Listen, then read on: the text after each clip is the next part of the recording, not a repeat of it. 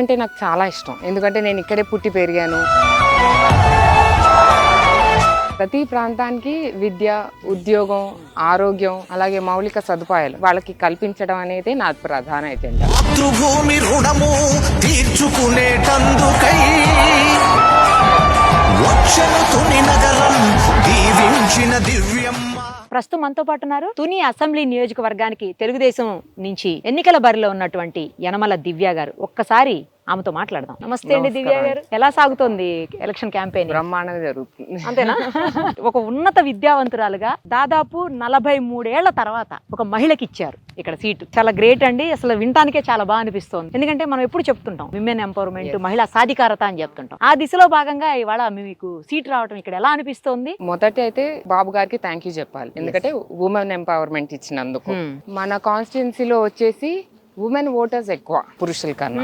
So అది మీకు చాలా అడ్వాంటేజ్ అయితే ఇప్పుడు. అది అడ్వాంటేజ్. వాళ్ళ కోసం ఒక ఉమెన్ గా నేను ఏదన్నా చేయగలుగుతానని భరోసా నాకు ఉంది. అది సేమ్ ప్రజలకు కూడా ఉంది. సూపర్. అసలు నాన్నగారు ఎప్పటి నుంచో ఉన్నారు అనుకోండి, మీరు కూడా చాలా సంవత్సరాలుగా ప్రజలతోటి మమేకం అవుతూనే ఉన్నారు. ఎలాంటి సమస్యల మీద దృష్టి సారించబోతున్నారు? ప్రతి ప్రాంతానికి విద్య, ఉద్యోగం, ఆరోగ్యం, అలాగే మౌలిక సదుపాయాలు ఎంతో ఇంపార్టెంట్ ప్రతి ప్రాంతానికి. అందులో తుని అంటే నాకు చాలా ఇష్టం. ఎందుకంటే నేను ఇక్కడే పుట్టి పెరిగాను. మా నానమ్మ తోటి ప్రతి సమ్మర్ ఇక్కడికి వచ్చి ఆడుకోవడం గానీ ఏదైనా.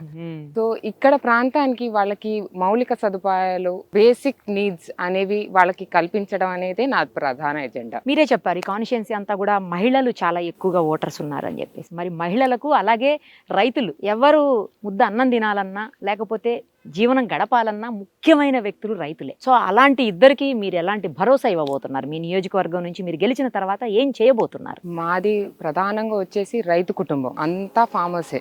అవునా? ఓకే. ఓన్లీ మా ఫాదర్ ఒక్కదే ఎడ్యుకేటెడ్, విద్యావంతులు.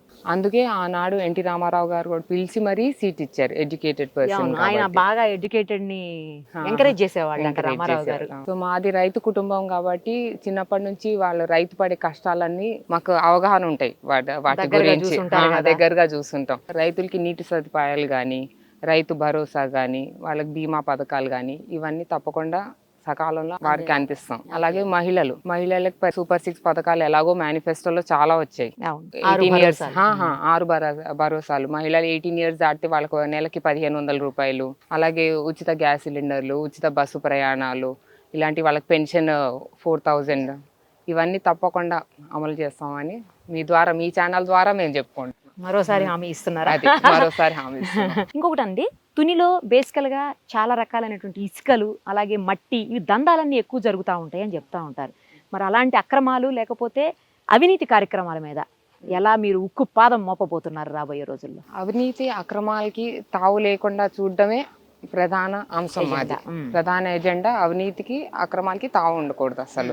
ఎందుకంటే నాన్నగారు చేసింది వెరీ క్లీన్ పాలిటిక్స్. ఎగ్జాక్ట్లీ 40 ఏళ్ల నుంచి సేమ్ నేను నాన్నగారు బాటలోనే వెళ్ళి క్లీన్ పాలిటిక్స్. ఎందుకంటే అశోక్ బాబు గారు కూడా చాలా క్లాసిక్ పాలిటిక్స్. నాన్నగారు అశోక్ బాబు గారు చేసిన టైంలో క్లాసిక్ పాలిటిక్స్ ఉండే. అలానే నేను కూడా ఒక తుని ఆడబిడ్డగా తునిలో చూసుకోవాల్సింది అభివృద్ధి, సంక్షేమం, ఇవన్నీ చక్కగా అమలు అవుతాయని నేను మీ ఛానల్ ద్వారా నేను వారికి హామీ ఇస్తున్నాను. సో ఆ రకమైనటువంటి భరోసా కూడా ఇచ్చేసారు ఈ ప్రజలకు.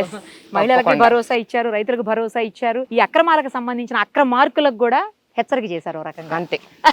యనమల కుటుంబం అంటేనే నీతి నిజాయితీ ఉన్న కుటుంబం. కరెక్ట్. సో అదే నీతిని, ఎక్కడ అవినీతికి తావులేదు, అదే ఎజెండాని మీరు కూడా కంటిన్యూ చేయబోతున్నారు అనుకోవచ్చా? ఇంకొకటి అండి, ఇక్కడ బేసికల్ గా ఫార్మా కంపెనీ తోటి కొంతమంది రైతులు ఇబ్బంది పడ్డారు అని చెప్పేసి చెప్తా ఉంటారు. రైతు కుటుంబం నుంచి వచ్చారు మీరు. సో రైతులు మీకు చాలా కావాల్సిన వాళ్ళు కాబట్టి మరి వాళ్ళకి ఎలాంటి భరోసా ఇవ్వబోతున్నారు? వాళ్ళకి టీడీపీ పార్టీ తరఫున తప్పకుండా రైతుకి వారు ఇచ్చిన ల్యాండ్ కి కంపెన్సేషన్ ఇవ్వడం గానీ, లోకల్ యువతకి వాటిలో రైతు కుటుంబాల్లో యువతకి రైతు కుటుంబాల్లో యువతకి, లోకల్ యువతకి, చుట్టుపక్కల ఆ ఏరియా ఎవరైతే నష్టపోయారో ఆ యువతకి అంతా జాబ్స్ ఇప్పించడం గానీ. అలాగే 3వ పాయింట్ వచ్చేసి ఈ ఫ్యాక్టరీల వల్ల కాలుష్యం గనక అవుతే వాటిని తప్పకుండా కట్టడి చేస్తాం. ఈ సందేశం మా కోన ప్రాంతానికి తప్పకుండా మా నుంచి భరోసా వాళ్ళకి కల్పించే సందేశం. ఎవరికి ప్రాబ్లం లేకుండా అన్ని వర్గాల వారికి సమన్యాయం పాటించబోతుంది. అంతే. రైట్ అండి, ఆల్ ది వెరీ బెస్ట్. తప్పకుండా మీరు గెలిచి అసెంబ్లీలో అడుగు పెట్టాలని మనస్ఫూర్తిగా కోరుకుంటూ all the very best. Thank you so much.